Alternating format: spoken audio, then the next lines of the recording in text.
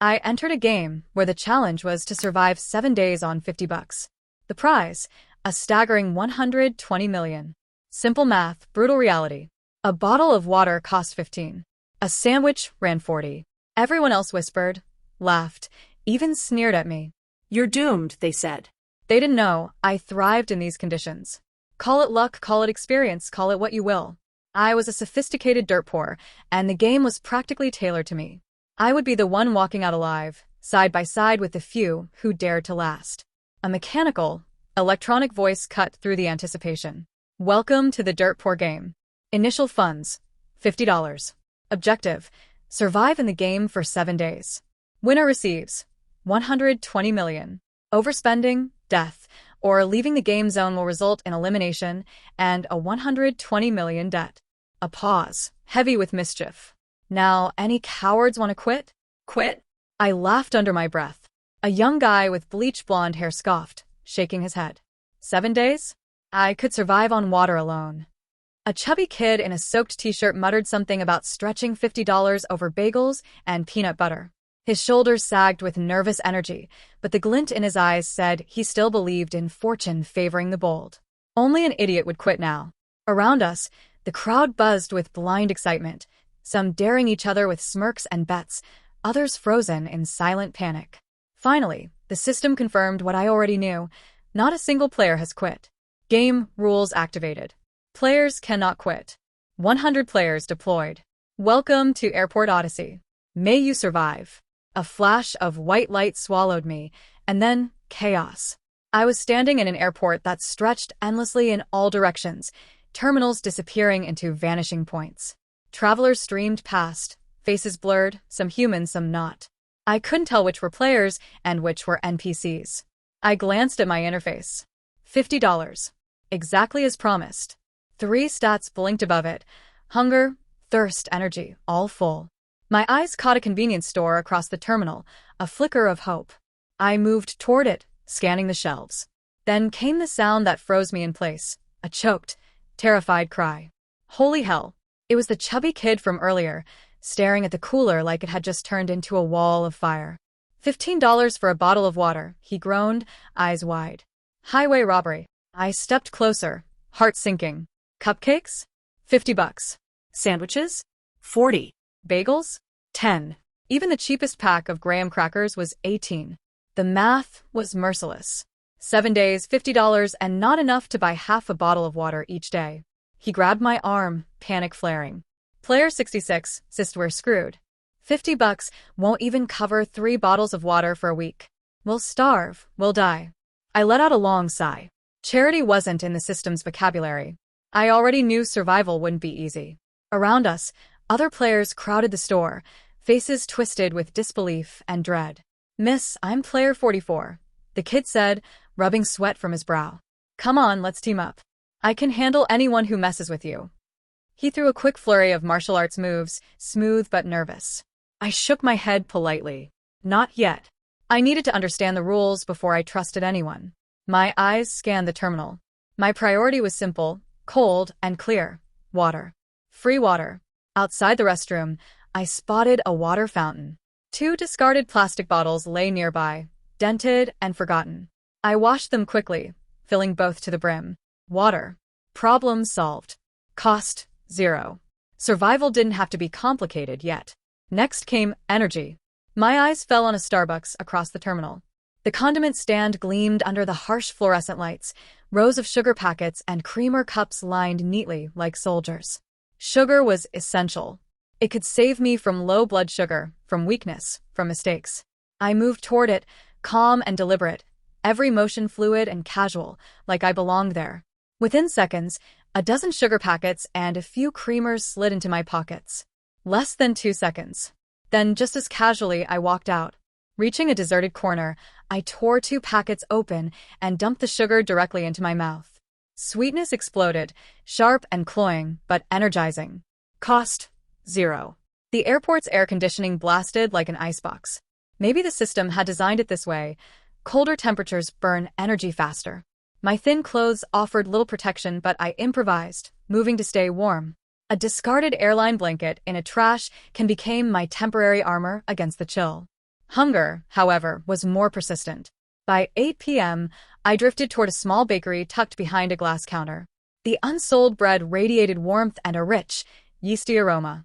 My stomach growled loudly, a reminder that instincts alone weren't enough. My dirt-poor instincts whispered that the bread should be discounted by now. A loaf marked $30 sat temptingly behind the glass. Now it read 15. Still, not enough. Waiting longer could yield deeper discounts, maybe even free. Every saved dollar was a chance to survive another hour, another day. I perched on a chair across from the bakery, half closing my eyes to rest. The quiet was shattered by an anonymous broadcast on the game's public channel. Head to the bakery in Terminal 3, Zone A. Bread here is half price. Hurry, don't shove. It's mine. Pandemonium erupted. 20, maybe 30 players surged toward the bakery, like a stampede. People waved cash frantically, grabbing loaves straight off shelves. Staff shouted for order, but their voices were drowned in chaos. Within minutes, every discounted loaf, including the one I had been eyeing, was gone. Some players held their bread triumphantly, relief written across their faces. Others pounded their chests, cursing their luck. Curses, complaints, and desperate sighs hung in the cold air like smoke. My hunger pangs twisted sharply, yet I forced a deep breath, suppressing the cramps. My gaze drifted upward to the flight information screens hanging above the terminal. Red statuses scrolled relentlessly. It was time to show my true skills. The red letters on the departure board told a story most players hadn't yet understood. Delayed. Delayed. Cancelled. Flight after flight. Destination after destination. This wasn't just an airport. It was a trap designed to bleed money from the desperate. But delays meant something else entirely to someone like me. Delays meant free food. I approached the nearest gate agent, a tired-looking NPC or player. I still couldn't tell, shuffling papers behind a desk. The crowd around her had thinned after the latest cancellation announcement. "Excuse me," I said, my voice carrying just the right blend of exhaustion and concern. "My flight's been delayed 6 hours. Are there meal vouchers available?" She barely looked up. "Vouchers are only for delays over 8 hours. "Oh." I let my shoulders slump, then brightened slightly. "What about the passenger rights compensation? I read something about that online." A flicker of annoyance crossed her face. "You'd need to file a formal complaint. Takes 3 business days to process." I nodded slowly, as if accepting defeat, then played my real card. "I understand. It's just, I'm diabetic and I need to eat regularly. Is there anything you can do?" Even just pointing me toward where they put the expired sandwiches. Her expression softened minutely. She glanced around, then leaned forward. "Wait here." 3 minutes later, she returned with a wrap sandwich and a small bag of pretzels. "Don't tell anyone. These were supposed to be thrown out anyway." "Thank you so much," I breathed, genuine gratitude flooding my voice. As I walked away, I checked my interface. Hunger, 78%. Thirst, 85%. Energy, 82%. Balance, $50. Cost, 0. Behind me, I heard player 44's voice rising in pitch. "What do you mean you don't have any more?" "She just got food." "I need food too." The agent's voice turned cold. "Sir, I'm going to have to ask you to step back." I found a quiet corner near gate C-17 and unwrapped my prize. The sandwich was dry, the lettuce wilted, but it was sustenance. As I ate slowly, savoring every bite, I observed the other players. Most had already spent money. I could see it in the way they clutched shopping bags, held half-empty water bottles, or nervously checked their interfaces. The blonde kid from earlier strutted past with a large coffee, $20 gone in a single impulse. Others huddled in groups, pooling resources or arguing about strategy. The public channel crackled to life again. Day 1, hour 12. Current player count, 100. Eliminations, 0. Average remaining balance, $38.50. Someone had already burned through almost $12. The game had barely begun. A new announcement echoed through the terminal. "Attention passengers. Due to inclement weather, all flights are grounded until further notice. Complimentary blankets available at Terminal B, Gate 7. First come, first served." The stampede began immediately. I stayed seated, finishing my sandwich. Blankets were useful, sure, but I already had one. More importantly, I noticed something else on the departures board, a pattern in the delays. Every 2 hours, One specific flight kept getting pushed back by exactly 30 minutes. Flight AA 2847 to somewhere called Nexus Point. That flight was important. I didn't know why yet, but the system wanted us to notice it. I settled back against the wall, pulling my salvaged blanket tighter.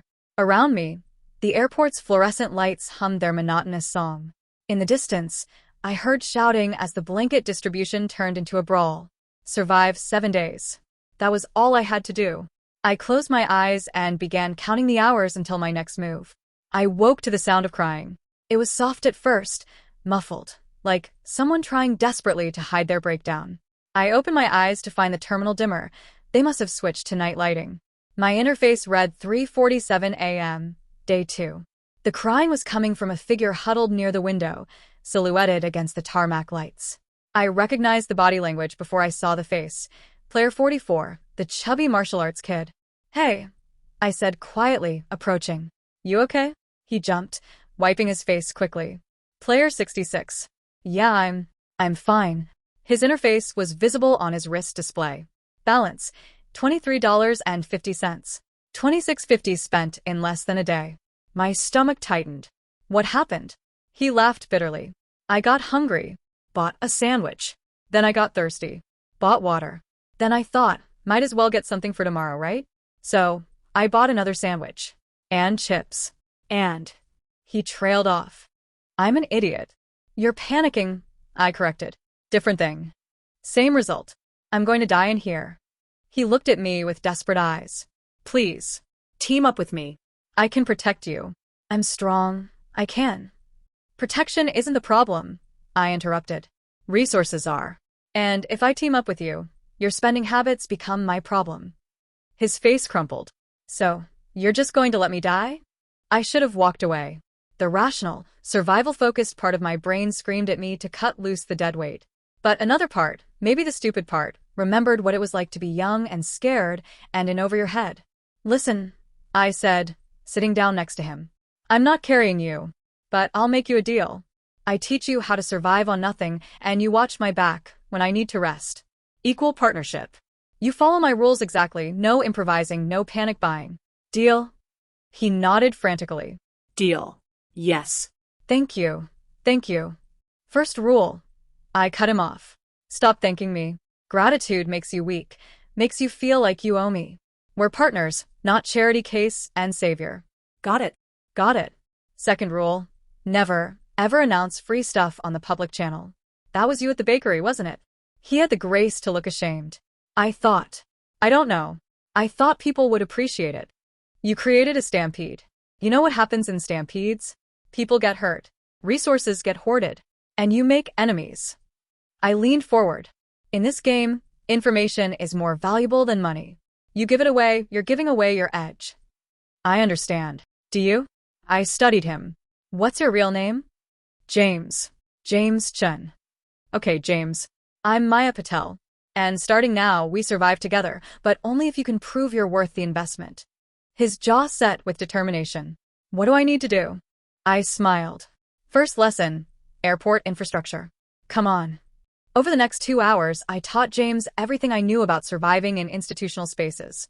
The maintenance closets that were rarely locked. The employee break rooms with microwaves and sometimes, if you were lucky, forgotten leftovers. The loading docks where delivery trucks occasionally left pallets of supplies unattended for precious minutes. But most importantly, I taught him about people. "See that guy?" I nodded toward a middle-aged player in a business suit, pacing and muttering to himself. "He's about to crack. Watch." Within 5 minutes, the man had purchased a $40 sandwich and a $50 bottle of wine from the duty-free shop. He ate and drank with frantic urgency, barely tasting anything. "He's not surviving 7 days," James whispered. No. "He's not built for deprivation." But watch what happens next.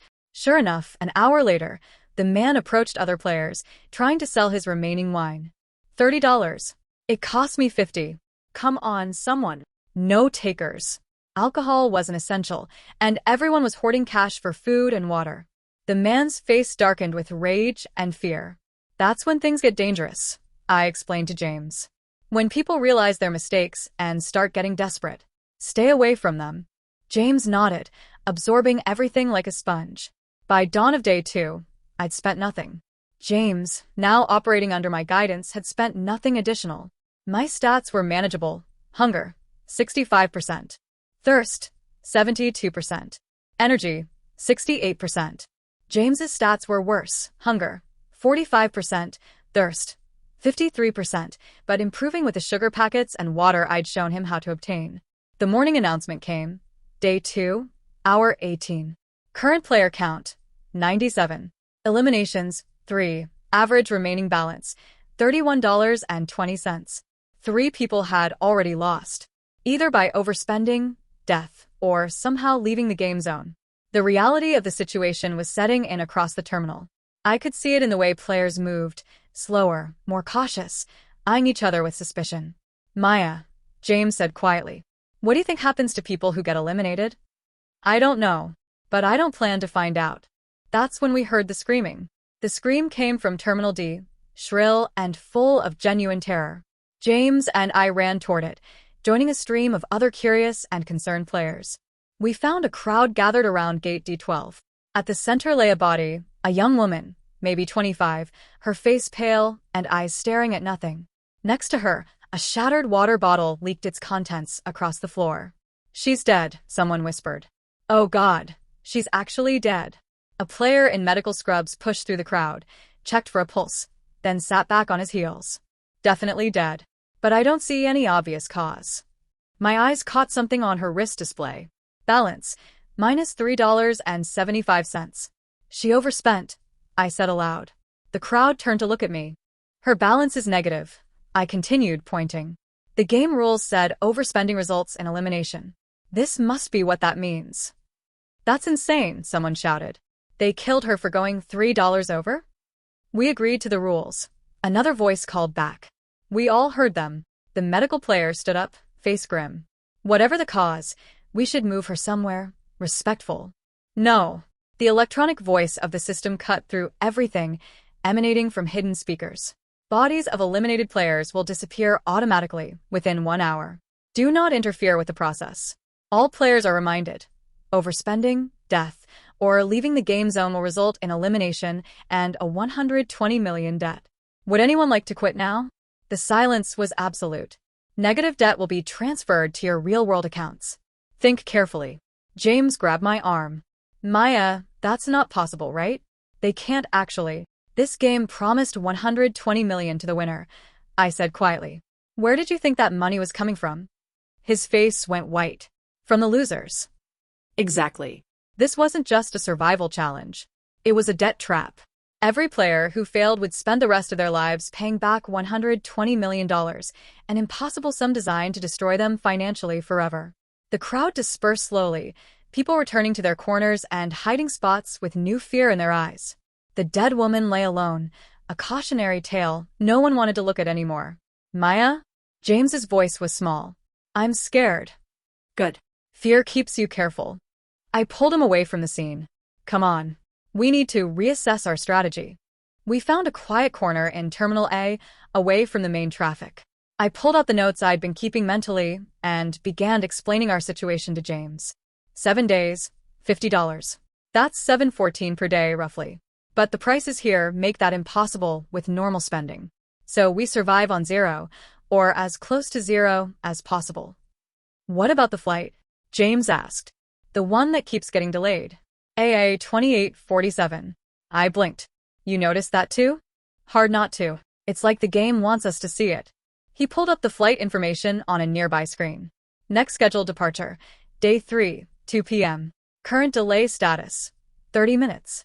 If this were a normal game, that flight would be significant. An escape route, maybe. Or a trap. I chewed my lip, thinking. We need more information. And for that, we need to talk to more players.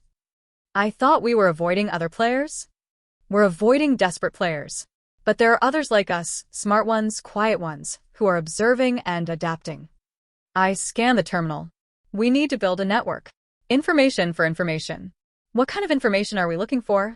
Anything about the game zones. The boundaries. What happens if you try to leave? Whether that flight is real or just a distraction. I stood up. And most importantly, who's running this game, and how do we win it without becoming like them? James looked confused. Like who? I gestured toward the far end of the terminal, where a group of 5 players had gathered, laughing too loudly, showing off shopping bags full of supplies. Their interfaces all showed balances over $40, which meant they'd spent less than 10 each. But I'd been watching them. I'd seen them corner other players, seen the exchanges, seen the fear. Predators, I said simply. People who realize that the rules don't say you can't steal from other players. James's eyes widened. But that's against the law. Not in here. In here, there's only one law. Survive 7 days. I met his gaze. And that's exactly why we need to be smarter than everyone else. The system announcement crackled. Day 2, hour 24 complete. Current player count, 95. Eliminations, 5. Average remaining balance, $28.70. 2 more had fallen while we weren't looking. The game was accelerating. Day 3 arrived with a subtle shift in atmosphere. The airport felt smaller somehow. More oppressive. I checked my interface. Hunger, 51%. Thirst, 63%. Energy, 54%. Balance, $50. Still unspent. Still surviving. James was adapting faster than I'd expected. His stats had stabilized, and he'd even found a discarded protein bar under a seat that was only 2 days past expiration. Small victories, but victories nonetheless. Maya, look at this, he whispered, showing me something on the public channel. Private messages had started appearing, visible only if you knew where to look in the interface settings. Someone had figured out how to create encrypted channels. Trading post, gate C23, discretion required, password, survivor. A black market, I murmured. Clever. Should we check it out? Absolutely not, I said immediately. Then reconsidered. Actually, you stay here. I'll scout it. That wasn't the deal. Partners, remember? He was right. Fine. But stay close and don't say anything unless I signal you. Gate C23 was in a dimmer section of Terminal C, away from the main concourse. A dozen players had gathered, speaking in hushed tones. At the center stood a tall woman with close-cropped hair and calculating eyes. Player 7, according to her display. Welcome to the trading post, she said as we approached. Rules are simple. Everything can be traded. Money, food, water, information, services. No violence. Break that rule, you're banned. How do you enforce a ban? Someone asked skeptically. Player 7 smiled coldly. There are 30 of us in this network. You try to cheat us, we make sure everyone knows. And then you're on your own against the desperate ones. Fair point. What's for trade? I asked. Today's offerings, 3 bottles of water, $15 each. 2 sandwiches, 30 each. A disposable phone charger, 10. And, she paused for effect, information about the game boundaries, $50. $50. My entire stake. What kind of information? James asked before I could stop him. The kind that might keep you alive. The boundaries aren't fixed, they're shrinking. By day 5, this entire terminal section will be out of bounds. Murmurs of alarm rippled through the group. How do you know this? I asked carefully. One of our members tried to go to Terminal E yesterday. Got a warning on their interface. Return to authorized zone within 60 seconds or be eliminated. They made it back with 5 seconds to spare. She crossed her arms. So yes, the zone is shrinking. And if you're in the wrong place when it closes, you're dead. That explained 2 of the eliminations at least. How much to join your network? I asked. Nothing. But you contribute information and you take on assignments when asked. Think of it as mutual aid. What kind of assignments? Scouting. Resource gathering. Sometimes, she glanced around, dealing with problem players. There it was. The catch. I'll think about it, I said neutrally. Don't think too long. Offer expires day 4. She turned to the next player. James and I retreated to our corner. That's how they're surviving, James said. Organized crime. Not crime. Economics. They've created a market where resources are scarce. I frowned. But the information about shrinking boundaries, that's valuable. So we join them? No. We verify the information independently, then decide. I checked the flight board again. AA 2847 was now scheduled for day 4, 8 a.m. That flight is in Terminal E. James caught on immediately.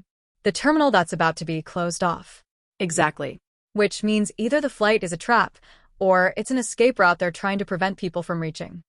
How do we find out which? I smiled grimly. We test the boundaries ourselves. Testing the boundaries required preparation. I couldn't risk getting eliminated on a scouting mission, which meant I needed precise timing and a backup plan. Day 3, 10 p.m. The airport's night cycle was in full effect, fewer NPCs, dimmer lighting, and exhausted players sleeping in corners. Perfect conditions for exploration. You sure about this? James asked as we approached the Terminal D/E connector. No. But knowledge is survival. I checked my interface. Stay 50 feet behind me. If I get a warning, I'll run back. You make sure the path stays clear. He nodded, face pale but determined. I walked forward slowly, watching my interface for any changes. Terminal D was definitely authorized. I'd been here before with no issues. The connector hallway was long, lined with moving walkways that had been shut down for the night. 50 feet. Nothing. 100 feet. Still nothing. The entrance to Terminal E appeared ahead, the signs clearly visible. I took another step forward. My interface exploded with red text. Warning. Approaching unauthorized zone. Return within 60 seconds or be eliminated. A countdown began. 59, 58, 57. I ran. My feet pounded against the floor, breath coming fast. James had already turned, clearing the path. The countdown continued in my peripheral vision. 42, 41, 40. I burst back into authorized territory with 27 seconds to spare. The warning disappeared. That, I gasped, was extremely educational. James helped me to a bench. What did you learn? 1. The boundaries are definitely shrinking. 2. The system gives you 60 seconds, which means it's possible to get close, grab something, and retreat. 3. I pulled up the map on a terminal screen. Terminal E is where all the long-term services are. Hotels, extended stay lounges, shower facilities. Everything that would make this bearable. They're forcing us into worse conditions. Gradually. Making the game harder as time goes on. I trace the map with my finger. By day 5, we'll lose Terminal C too, probably. Day 6, Terminal B. By day 7, everyone will be crammed into Terminal A, fighting over scraps. That's when the real violence starts, James said quietly. Yes. I stood up, decision made. Which means we need to stockpile resources before we lose access. Tomorrow, we raid Terminal E. But you just said it's unauthorized. I said we have 60 seconds. That's enough time if we're fast and smart. I pulled up the flight information one more time. AA 2847 was still there, still delayed, still taunting us. And we need to figure out what's on that flight. Day 4, 6 a.m. James and I stood at the Terminal E boundary, watching the countdown on my interface. I tested it 3 more times during the night, learning exactly where the trigger point was. Okay, I briefed James. You stay here and monitor the time. I go in, grab whatever I can from the convenience store just inside and get out. 30 seconds max. What if you don't make it? Then you run and don't look back.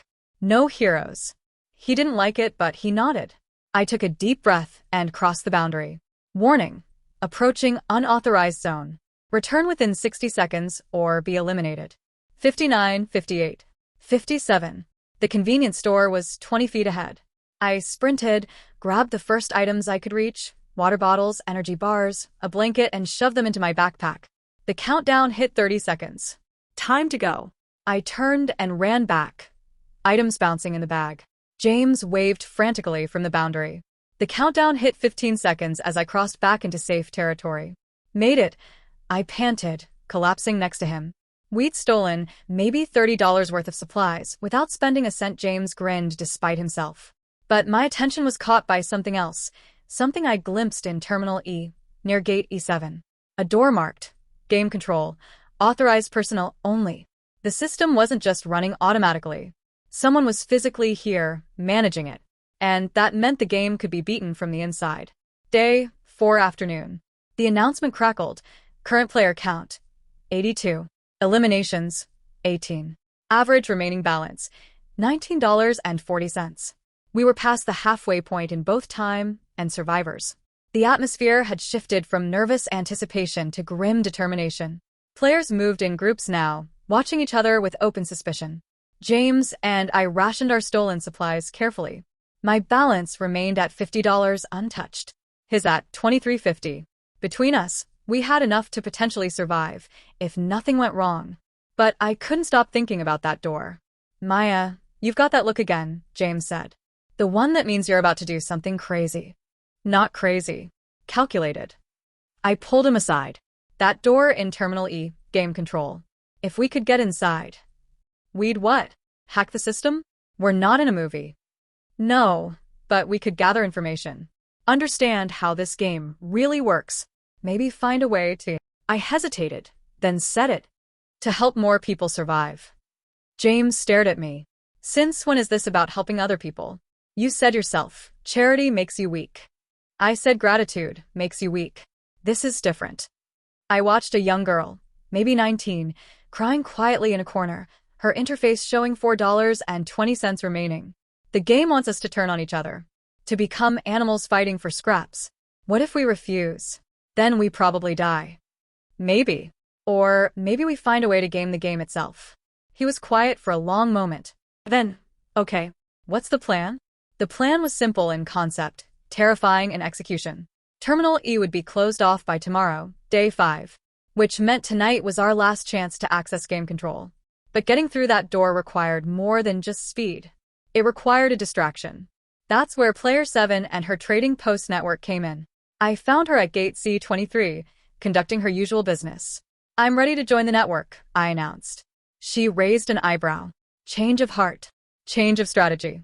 I have information you need, and I need a favor in return. I'm listening. The flight, AA 2847. It's real. It's a way out of the game, but only for people who can afford the ticket. Her eyes sharpened. Price. I don't know yet, but I know where to find out. I leaned in. Game control, Terminal E. There's a door, and behind it, someone managing this entire operation. Get me inside, and I'll share everything I learn. How do you propose we get inside a locked door in an unauthorized zone? Create a distraction at the Terminal D/E boundary. Make it big enough that whoever's monitoring the system has to focus on that. I slipped through during the chaos. She considered this. And if you get caught, then I'm eliminated, and you lose nothing. But if I succeed, you get actionable intelligence about how to beat this game. Player 7 smiled slowly. You're either brilliant or suicidal. Possibly both. She extended her hand. Deal. Distraction happens tonight, 2 a.m. You'll have 5 minutes, max. We shook on it. 2 a.m., day 5. I watched from my position as Player 7's network executed the plan. 20 players approached the Terminal E boundary simultaneously, creating confusion and triggering warnings on multiple interfaces. The public channel exploded with panicked messages.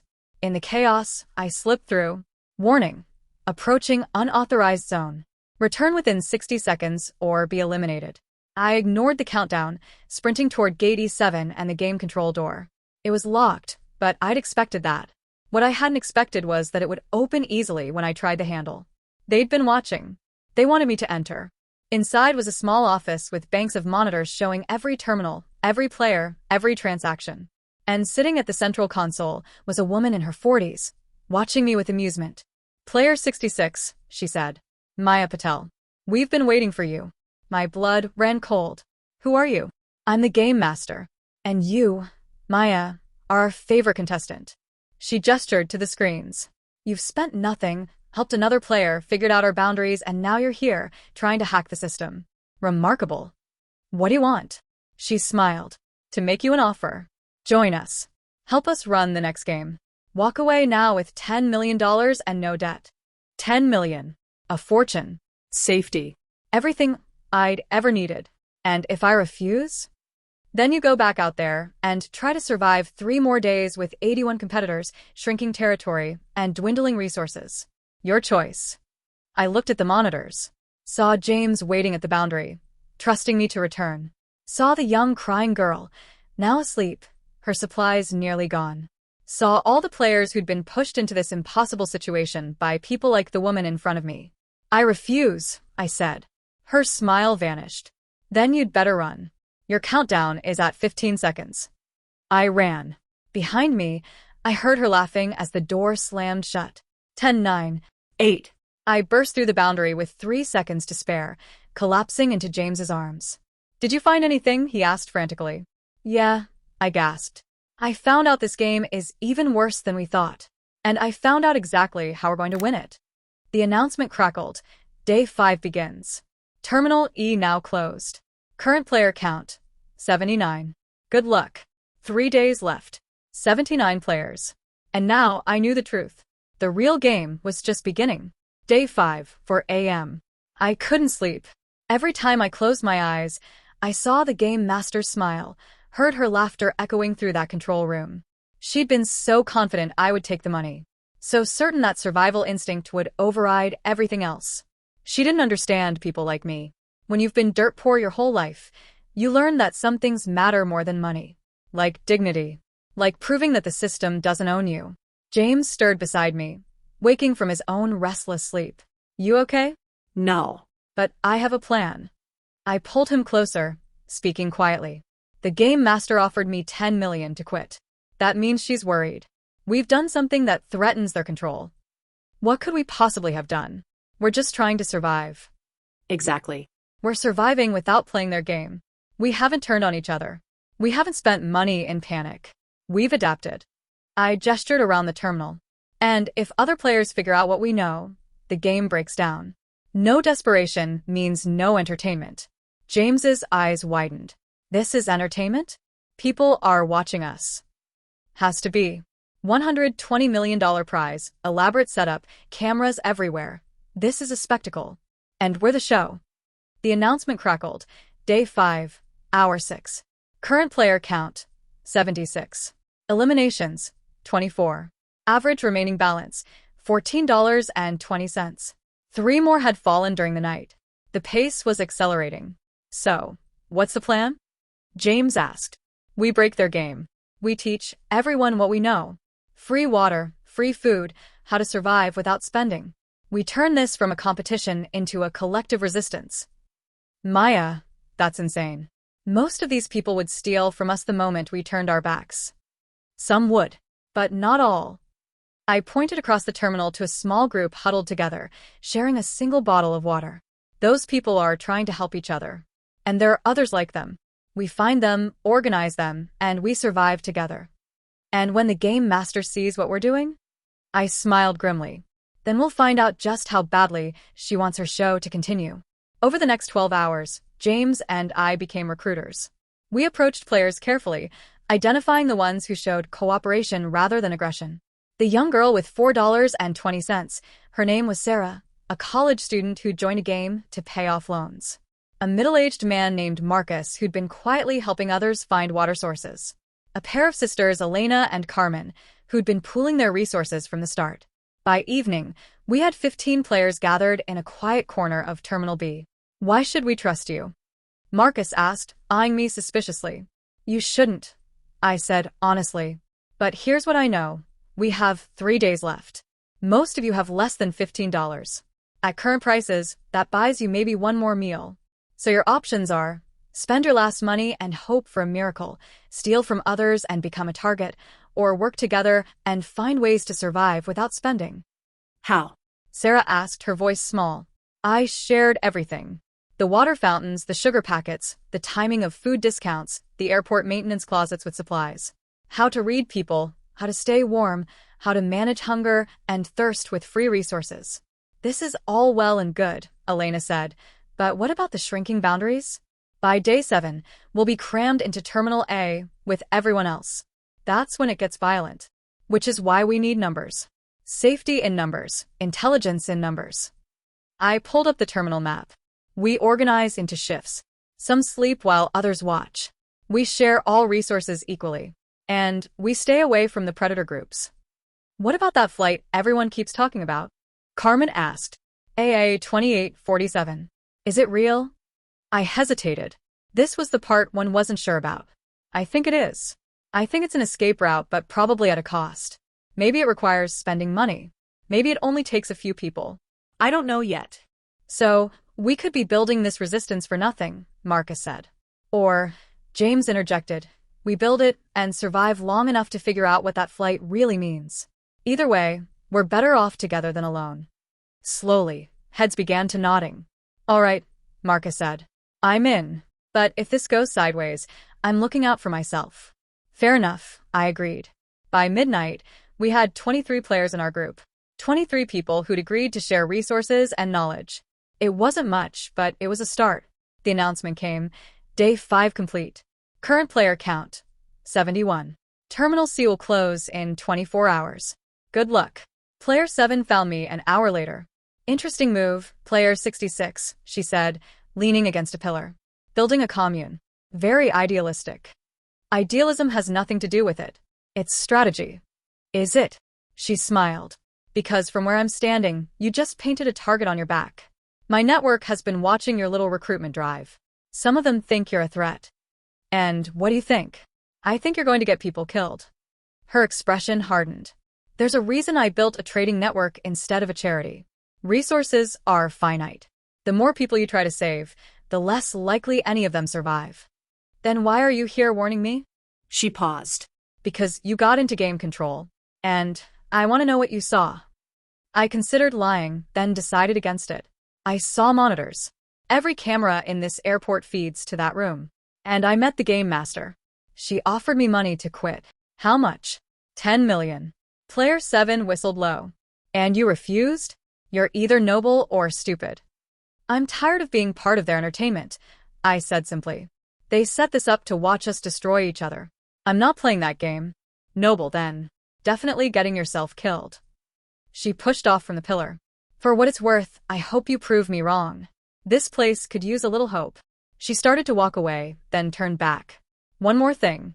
AA 2847? It's scheduled for final boarding on day 7, 6 a.m. 6 hours before the game ends.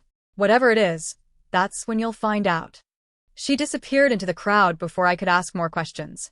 Day 6 arrived with chaos. Terminal C closed exactly as promised, forcing another 20 players into the increasingly crowded terminals A and B. The atmosphere turned toxic instantly, too many desperate people in too little space with too few resources. The first fight broke out at 8 a.m. over a discarded half sandwich. 2 players beat each other bloody before security NPCs intervened. Both were eliminated for violence, their balances zeroed, bodies disappearing within the hour. The announcement. Current player count, 69. Violence against other players results in immediate elimination. All remaining funds forfeited. At least the system had rules against murder. Small comfort. My resistance group had grown to 31 players, nearly half the remaining survivors. We'd established a system. Rotating watches, shared supplies, collective problem solving. It was working. Most of our members still had over $10 in their balances. But success brought attention. At noon, a group of 8 players approached our corner. I recognized their leader, the blonde kid from day 1, the one who'd bragged about surviving on water alone. His interface showed $8.50. He looked hungry, desperate, and angry. You've got supplies, he said without preamble. We want in. Everyone's welcome, I said calmly. The rules are simple. Share what you have, contribute what you can, no violence, no stealing from group members. Screw your rules. We don't want to join. We want your stuff. He cracked his knuckles. Several of his group did the same. James stepped forward, but I put a hand on his arm. If you attack us, you get eliminated. The system just announced it. Only if we get caught. There are no cameras in the bathroom corridors. His smile was ugly. So here's how this works. You give us half your supplies, or we take all of them. Behind me, I felt my group tensing. This was the moment, fight or submit. Either choice could lead to elimination. Marcus, I said quietly. Show them. Marcus stepped forward and held up his interface, broadcasting it so everyone could see. We've been documenting everything. Every supply we have, where we got it, when we got it. All free resources, nothing purchased, nothing stolen. You take from us, you're taking nothing the system cares about. But you hurt us, and we all report you. 31 witnesses against 8. The blonde kid's expression flickered with uncertainty. You want to survive? I continued. Join us and learn how. You want to rob us? Go ahead, take our trashcan blankets and sugar packets. See how far that gets you. For a long moment, nobody moved. Then Sarah stepped forward.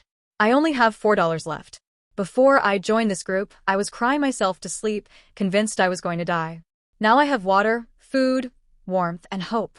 You can have violence and theft, or you can have survival. Choose. One by one, the blonde kids' group members lowered their fists.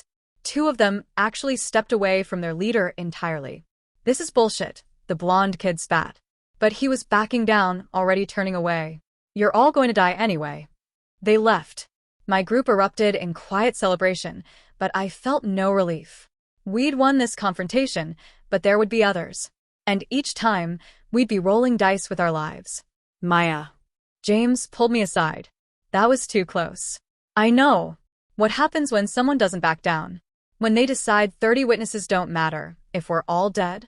Then we adapt. We always adapt. But my voice lacked conviction. The announcement crackled. Day 6, hour 12. Current player count, 64. Terminal B will close in 12 hours. Final zone. Terminal A only. 64 players would be compressed into a single terminal tomorrow. Our group of 31 would be a massive target.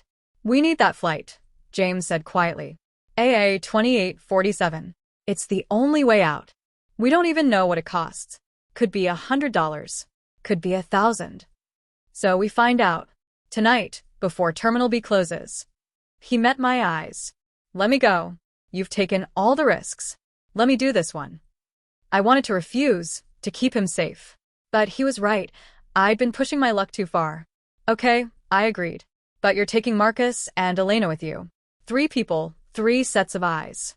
You find the flight gate, you check the ticketing system, and you get back before the terminal closes. No heroics. He nodded. 3 hours later, they returned with news that changed everything. It's not a ticket, Elena said, breathless from running. It's not a flight at all. What do you mean? I demanded. Marcus pulled up a photo he'd taken on his interface. It showed a departure board for gate A14, listing AA 2847. But instead of a destination, the board read, emergency exit, game withdrawal, cost, all remaining funds plus $50 processing fee. My blood ran cold. It's a trap. It's a choice, James corrected. Pay everything you have plus $50 you don't have, go into debt and escape the game.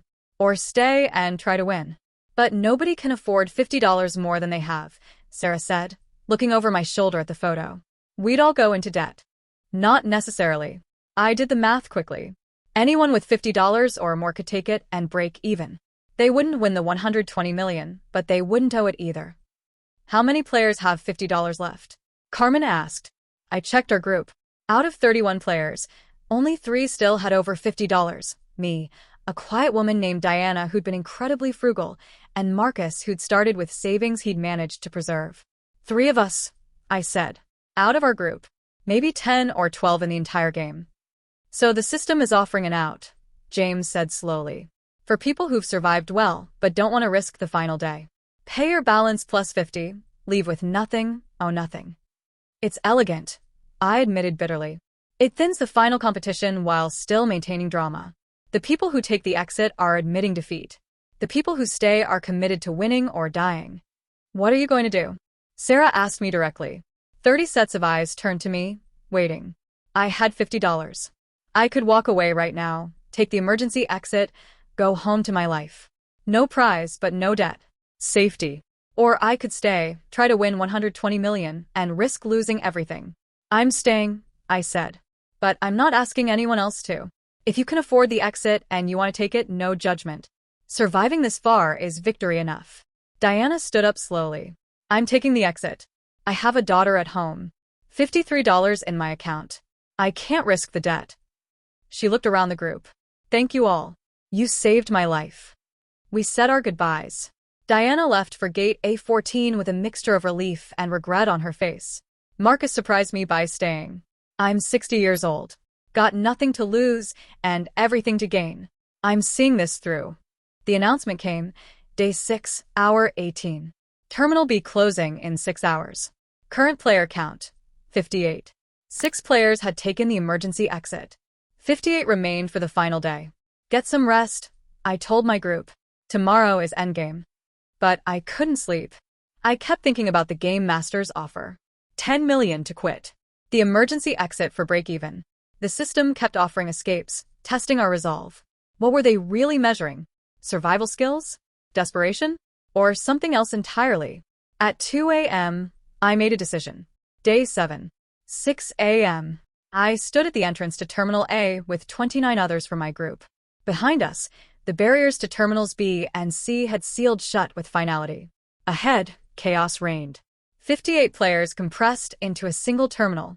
The air was thick with body odor, fear, and desperation. Most players had less than $5 remaining. Some had none, surviving on the free resources we taught them about, now common knowledge. The flight information board showed AA 2847 still accepting passengers at gate A14. In the 6 hours since midnight, 12 more players had taken the emergency exit. 46 remained.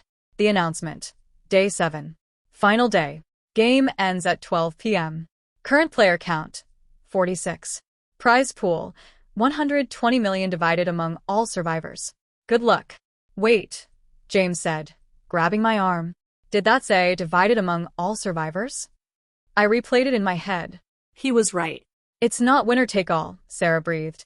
It's divided between everyone who makes it. The math changed instantly. 46 survivors meant roughly 2.6 million each. If more people survived, the individual prize decreased, but the collective success increased. The system had played us from the beginning, making us think only one person could win, encouraging competition, betting we'd turn on each other. That's why they kept offering exits, I said, understanding flooding through me. They wanted to reduce the number of survivors, increase the individual prize, make it feel more attainable. So, what do? Marcus asked. We keep everyone alive, I said immediately. All 46 people. We share what we know with everyone, even the predator groups. We make sure everyone crosses the finish line. Maya, that's crazy. That reduces our prize to 2.6 million.